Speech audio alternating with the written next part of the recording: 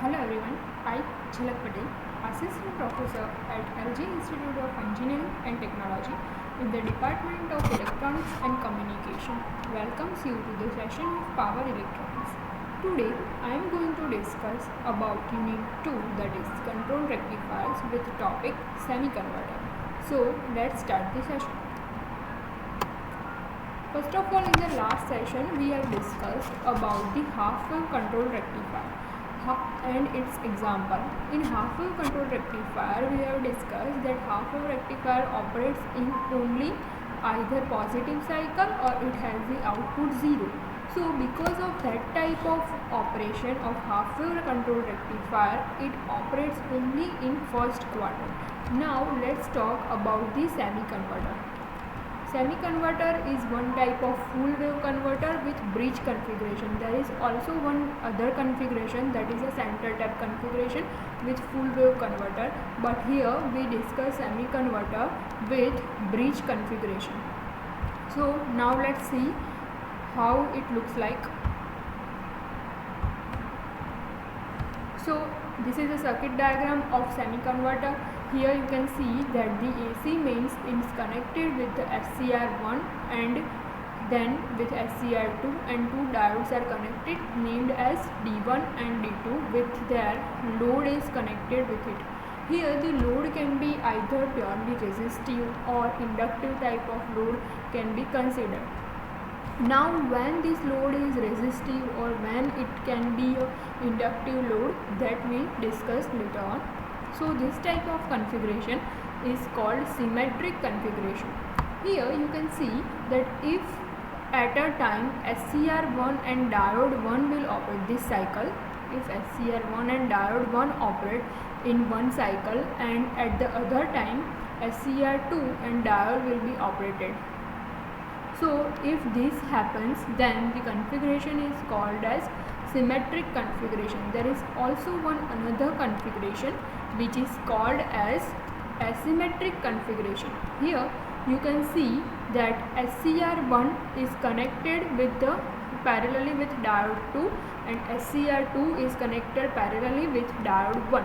So what happens in this type of configuration is, in this type of asymmetric configuration, at a time either two diodes will operate or either SCR1 and SCR2 will be operated.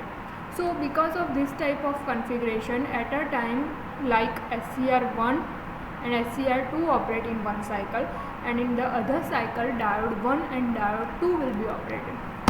So in asymmetric configuration there is only either SCRs are connected or either only diodes are connected, while in symmetric configuration both should be taken place, SCR1 and diode, and in another cycle again SCR2 and diode 2. Here again, if we talk about the load connected with the circuit, then load can be either purely resistive or resistive part with some inductive component. So it because of if inductive component is connected, then the freewheeling action will taken place, that we discuss. So these are the basic two configuration of semi-converter: symmetric configuration and asymmetric configuration. Here freewheeling action will be taken place only when the load connected with the circuit is inductive, then freewheeling action will take place. We already discussed about the freewheeling power diode in chapter number 1. In that case what happens is due to freewheeling action of power diode, it has a very short switching time. Now what is the meaning of very short switching time?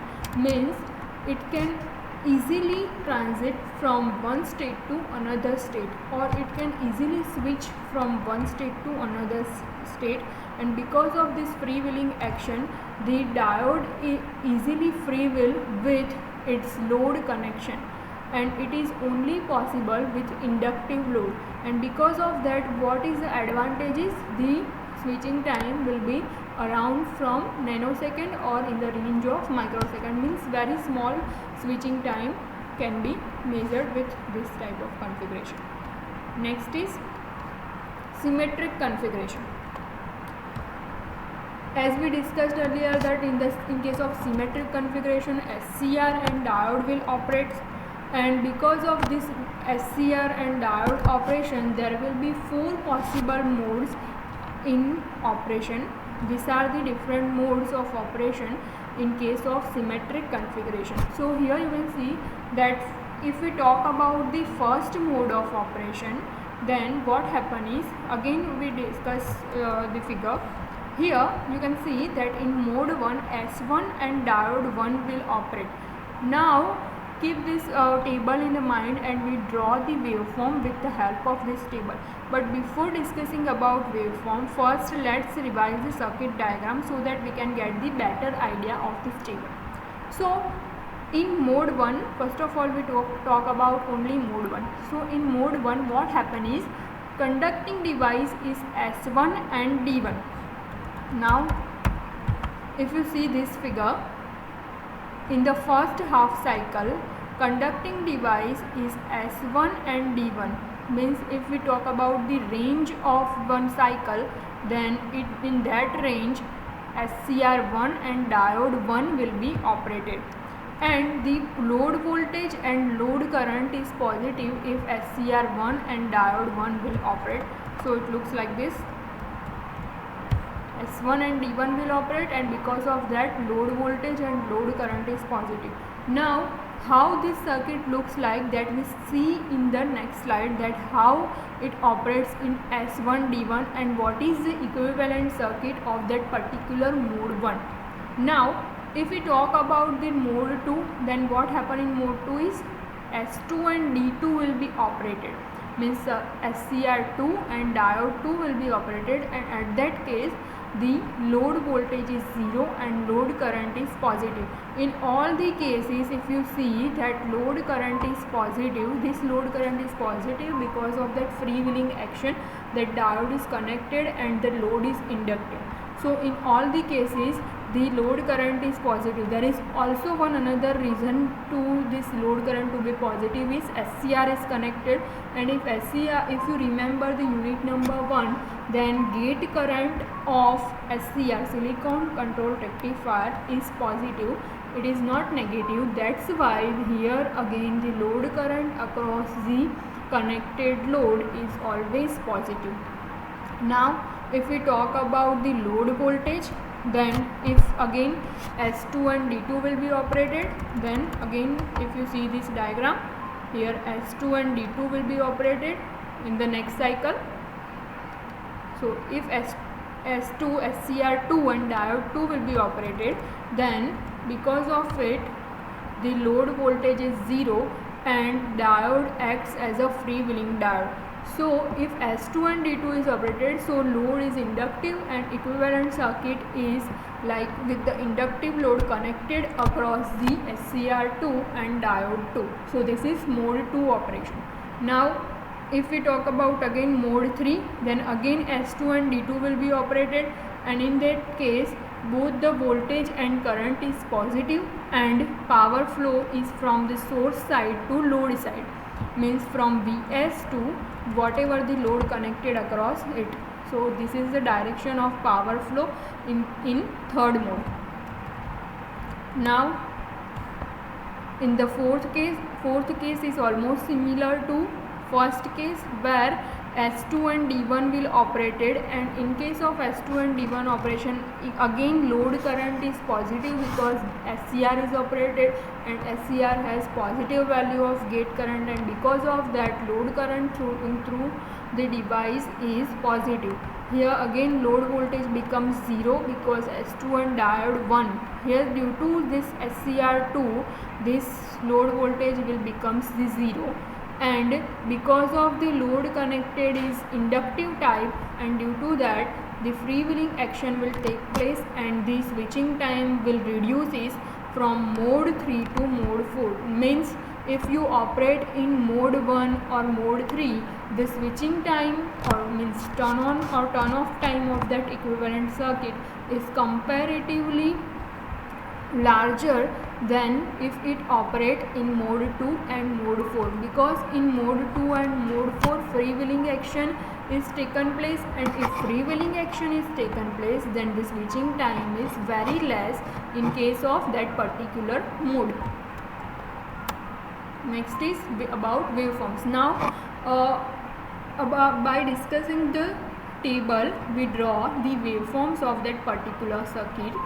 So it looks like this. If you remember the table, then S2 and D1 will operate in the first stage.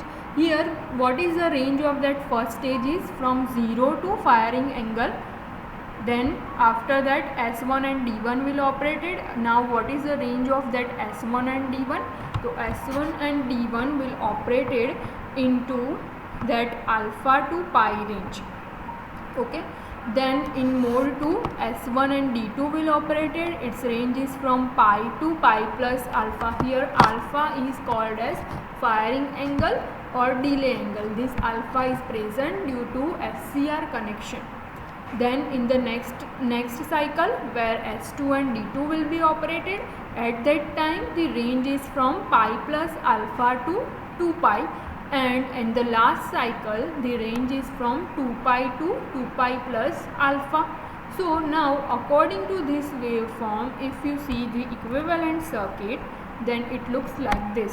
Here in case of first mode, S1 and D1 will operate. So if you remember this table, then in this table you can see that in mode 1, S1 and D1 will be operated, and load voltage is positive, load current is positive, and power flow is from source to load. So now what happen is, first when S1 and D1 will operate, the circuit diagram is like this. Here you can see this S1 and D1 work as a closed switch, and if you see the direction of that flow, current flow, then it will be like from this to this direction, from left hand side to right hand direction. This means its current flow is from source to load connection. Okay, so that's why the load current is positive, load voltage is positive, and the flow of power is from source to load. So this is the first mode equivalent circuit, and if you see the waveform, it will be like general SCR or power diode waveform like this. Now if we talk about the mode 2, then mode 2 is when S1 and D2 will operate. So it looks like this. Here you can see that the freewheeling action can take place and circuit is closed circuit. Here load is connected, so equivalent voltage will drop through here in this path. In case of mode 3, the equivalent circuit looks like this. S2 and D1 will operate, and current, please mention this current direction as well as voltage waveform. So if this is the operation of the symmetric circuit connection for semi-converter, we can also discuss the same part with asymmetric connection in the next session. Now first let's see some analysis point of this semi-converter circuit. Before discussing that, now let's discuss about the role of freewheeling for this circuit. So self-induced voltage is biased because of freewheeling. SCR and diode is turned off. If you see the last slide, then you can say that SCR and diode is turned off in case of freewheeling action, means in case of mode 2 and mode 4, that particular silicon control rectifier and that diode will turn off. Load is short circuited in mode 2 and mode 4. Voltage will be 0. If you remember the table, the load voltage is 0 in that mode 2 and mode 4, and in energy is stored because of positive current flowing through it. And after the freewheeling action, SCR2 will be turned on, and again the whole cycle will repeat. So this is the role of freewheeling diode. In case of analysis of semi-converter, first we discuss about the average load voltage. This is the same average load voltage that we already discussed in the half wave control rectifier. Here its waveform is like this, from alpha to pi and pi plus alpha to 2 pi. So this is the equivalent waveform of that semi-converter device. So in case of average load voltage, it is given by VLDC is equal to 1 upon pi, operation is from alpha to pi, Vm sin omega t. Here V, in place of V we write Vm sin omega t d omega t. If we integrate this, then Vm upon pi is as it is, sin omega t, integration of sin omega t becomes the cos omega t minus cos omega t. That's why over here minus sign is there and range is from alpha to pi. So minus Vm upon pi cos pi minus cos alpha. So it looks like this, cos pi minus cos alpha minus Vm upon pi. Cos pi is minus 1. So the equivalent VLDC equation is Vm upon pi into 1 plus cos alpha. So this is the average load voltage of semi-converter. Okay, so in the next lecture we will discuss about the other analysis terms of semi-converter, like RMS, root means square value of load voltage, then about the normalized voltage, form factor and ripple factor of that. Here again the form factor and ripple factor is related with the quality of the waveforms. So according to our performance we can reduce it to level 1 or we can increase it. So in the next analysis will be seen in the next lecture. Thank you for watching.